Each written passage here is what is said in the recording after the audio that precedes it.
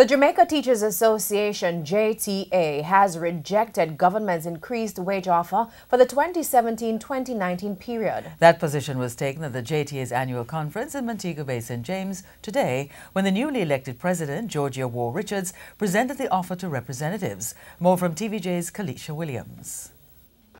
Negotiations started with the teachers on Friday, almost 9 months after a claim was made for salary increases for the 2017 to 2019 wage period.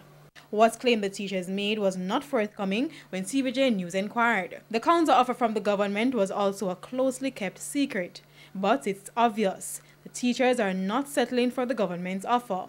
That much was obvious from the president of the Teachers Association, Georgia War Richards. We met with our members and we presented to them the salary claim and the ministry's response.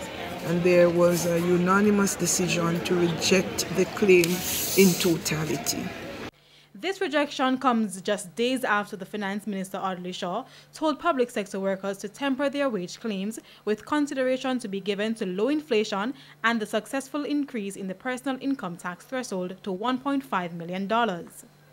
Still, the teachers are calling on Education Minister Senator Ruel Reid to reconsider what was put on the table for them. The cause of the Jamaican teacher must be represented with haste and urgency. We have been holding string. We have tied many a belly.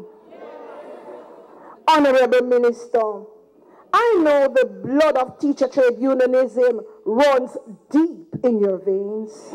She says the association may be resubmitting another claim soon. Other public sector workers will be watching. They are scheduled to start negotiations of their own on a schedule outlined by the Finance Ministry. Kalisha Williams, TVJ News.